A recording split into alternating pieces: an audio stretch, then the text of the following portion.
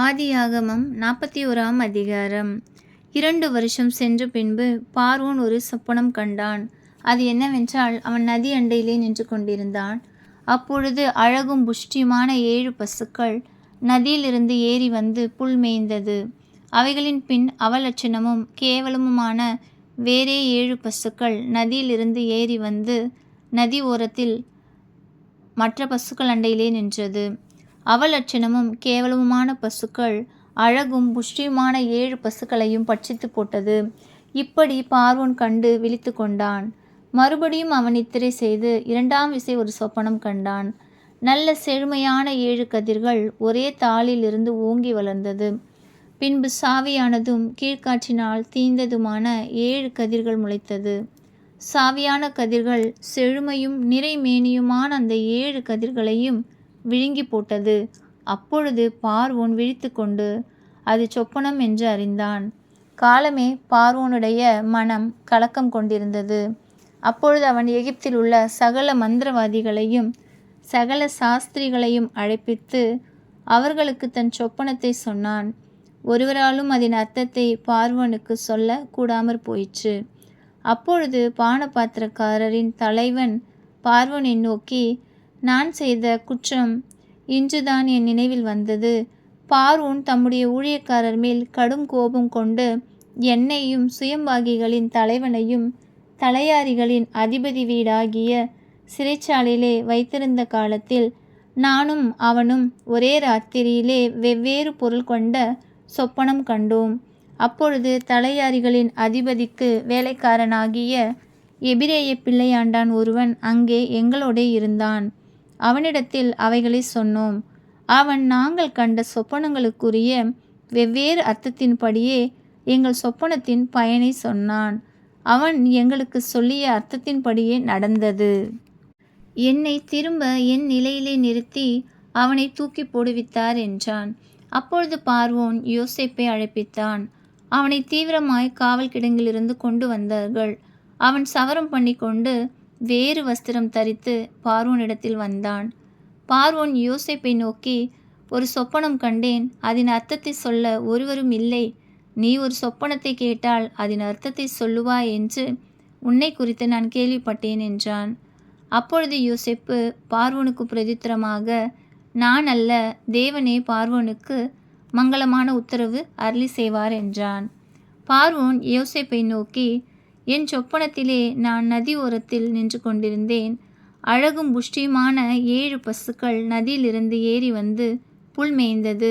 அவைகளின் பின் இளைத்ததும் மகா அவலட்சணமும் கேவலமுமான வேறே 7 பசுக்கள் ஏறி வந்தது. இவைகளைப் போல அவலட்சணமான பசுக்களை எகிப்து தேசமெங்கும் நான் கண்டதில்லை. கேவலமும் அவலட்சணமுமான பசுக்கள் கொழுமையான முந்தின 7 பசுக்களையும் பட்சித்து போட்டது. அவைகள் இவைகளின் வயிற்றுக்குள்ளே போயும் வயிற்றுக்குள் போயிற்றென்று தோன்றாமல் முன்னிருந்தது போலவே அவலட்சணமாயிருந்தது. இப்படி கண்டு விழித்து கொண்டேன். பின்னும் நான் என் சொப்பனத்திலே நிறைமேனியுள்ள 7 நல்ல கதிர்கள் ஒரே தாளிலிருந்து ஓங்கி வளர கண்டேன். பின்பு சாவியானவைகளும் கீழ்காற்றினால் தீந்து பதறானவைகளுமான 7 கதிர்கள் முளைத்தது. சாவியான கதிர்கள் அந்த 7 நல்ல கதிர்களையும் விழுங்கி போட்டது. இதை மந்திரவாதிகளிடத்தில் சொன்னேன். இதன் பொருளை எனக்கு விடுவிக்கிறவன் ஒருவனும் இல்லை என்றான். அப்பொழுது யோசேப்பு பார்வோனை நோக்கி, பார்வோனின் சொப்பனம் ஒன்றுதான். தேவன் தாம் செய்ய போகிறது இன்னதென்று பார்வோனுக்கு அறிவித்திருக்கிறார். அந்த 7 நல்ல பசுக்களும் 7 வருஷமாம். அந்த 7 நல்ல கதிர்களும் 7 வருஷமாம். சொப்பனம் ஒன்றே. அவைகளின் பின் ஏறி வந்த கேவலமும் அவலட்சணமுமான 7 பசுக்களும் 7 வருஷமாம். கீழ்காற்றினால் தீந்து சாவியான 7 கதிர்களும் 7 வருஷமாம். இவைகள் பஞ்சமுள்ள 7 வருஷமாம். பார்வோனுக்கு நான் சொல்ல வேண்டிய காரியம் இதுவே. தேவன் தாம் செய்ய போகிறதை பார்வோனுக்கு காண்பித்திருக்கிறார். எகிப்து தேசம் எங்கும் பரிபூரணமான விளைவு உண்டாயிருக்கும் 7 வருஷம் வரும். அதன்பின் பஞ்சம் உண்டாயிருக்கும் 7 வருஷம் வரும். அப்பொழுது எகிப்து தேசத்தில் அந்த பரிபூரணமெல்லாம் மறக்கப்பட்டு போம். அந்த பஞ்சம் தேசத்தை பாழாக்கும்.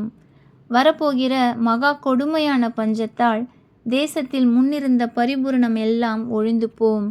இந்த காரியம் தேவனால் நிச்சயிக்கப்பட்டிருக்கிறது என்பதையும் தேவன் இதை சீக்கிரத்தில் செய்வார் என்பதையும் குறிக்கும் பொருட்டு இந்த சொப்பனம் பார்வோனுக்கு இரட்டித்தது. ஆகையால் விவேகமும் ஞானமும் உள்ள ஒரு மனுஷனை தேடி அவனை எகிப்து தேசத்துக்கு அதிகாரியாக பார்வோன் ஏற்படுத்துவாராக. இப்படி பார்வோன் செய்து தேசத்தின் மேல் விசாரணைக்காரரை வைத்து பரிபூரணம் உள்ள 7 வருஷங்களில் எகிப்து தேசத்திலே விளையும் விளைச்சலில் 1/5 பங்கை வாங்கும்படி செய்வாராக. அவர்கள் வரப்போகிற நல்ல வருஷங்களில் விளையும் தானியங்களை எல்லாம் சேர்த்து பட்டணங்களில் ஆகாரம் உண்டாயிருக்கும்படிக்கு பார்வோனுடைய அதிகாரத்துக்குள்ளாக தானியங்களை பத்திரப்படுத்தி வைப்பார்களாக. தேசம் பஞ்சத்தினால் அழிந்து போகாதபடிக்கு அந்த தானியம் இனி எகிப்து தேசத்தில் உண்டாகும் பஞ்சம் உள்ள 7 வருஷங்களுக்காக தேசத்திற்கு ஒரு வைப்பாய் இருப்பதாக என்றான். இந்த வார்த்தை பார்வோனுடைய பார்வைக்கும் அவன் ஊழியக்காரர் எல்லாருடைய பார்வைக்கும் நன்றாய் கண்டது. அப்பொழுது பார்வோன் தன் ஊழியக்காரரை நோக்கி, தேவ ஆவியை பெற்ற இந்த மனுஷனைப் போல வேறொருவன் உண்டோ என்றான். பின்பு பார்வோன் யோசேப்பை நோக்கி, தேவன் இவை எல்லாவற்றையும் உனக்கு வெளிப்படுத்தியிருக்கிறபடியால் உன்னை போல விவேகமும் ஞானமும் உள்ளவன் வேறொருவனும் இல்லை. நீ என் அரண்மனைக்கு அதிகாரியாயிருப்பாய். உன் வாக்கின்படி என் ஜனங்கள் எல்லாரும் அடங்கி நடக்க கடவர்கள். சிங்காசனத்தில் மாத்திரம் உன்னிலும் நான் பெரியவனாய் இருப்பேன் என்றான். பின்னும் பார்வோன் யோசேப்பை நோக்கி, பார், எகிப்து தேசம் முழுமைக்கும் உன்னை அதிகாரியாக்கினேன் என்று சொல்லி பார்வோன் தன் கையில் போட்டிருந்த தன் முத்திரை மோதிரத்தை கழற்றி அதை யோசேப்பின் கையிலே போட்டு மெல்லிய வஸ்திரங்களை அவனுக்கு உடுத்தி பொன் சரப்பணியை அவன் கழுத்திலே தரித்து தன்னுடைய 2ஆம் ரதத்தின் மேல் அவனை ஏற்றி தெண்டனிட்டு பணியுங்கள் என்று அவனுக்கு முன்பாக கூறுவித்து எகிப்து தேசம் முழுமைக்கும் அவனை அதிகாரியாக்கினான். பின்னும் பார்வோன் யோசேப்பை நோக்கி, நான் பார்வோன், ஆனாலும் எகிப்து தேசத்தில் உள்ளவர்களில் ஒருவனும் உன் உத்தரவில்லாமல் தன் கையையாவது தன் காலையாவது அசைக்கக்கூடாது என்றான். மேலும் பார்வோன் யோசேப்புக்கு சாப்நாத் பனேயா என்கிற பெயரை இட்டு ஓன் பட்டணத்து ஆசாரியனாகிய போத்திபிராவின் குமாரத்தியாகிய ஆஸ்நாத்தை அவனுக்கு மனைவியாக கொடுத்தான். யோசேப்பு எகிப்து தேசத்தை சுற்றி பார்க்கும்படி புறப்பட்டான். யோசேப்பு எகிப்தின் ராஜாவாகிய பார்வோனுக்கு முன்பாக நிற்கும்போது 30 வயதாயிருந்தான். யோசேப்பு பார்வோனுடைய சந்நிதியிலிருந்து புறப்பட்டு எகிப்து தேசமெங்கும் போய் சுற்றி பார்த்தான். பரிபூரணம் உள்ள 7 வருஷங்களிலும் பூமி மிகுதியான பலனை கொடுத்தது. 7 வருஷங்களில் எகிப்து தேசத்தில் விளைந்த தானியங்களை எல்லாம் அவன் சேர்த்து அந்த தானியங்களை பட்டணங்களில் கட்டி வைத்தான். அந்தந்த பட்டணத்தில் அதினதின் சுற்றுப்புறத்து தானியங்களை கட்டி வைத்தான். இப்படி யோசேப்பு அளவிருந்ததாய் கடற்கரை மணலைப் போல மிகுதியாக தானியத்தை சேர்த்து வைத்தான். அது அளவுக்கு அடங்காததாயிருந்தது. பஞ்சமுள்ள வருஷங்கள் வருவதற்கு முன்னே யோசேப்புக்கு 2 குமாரர் பிறந்தார்கள்.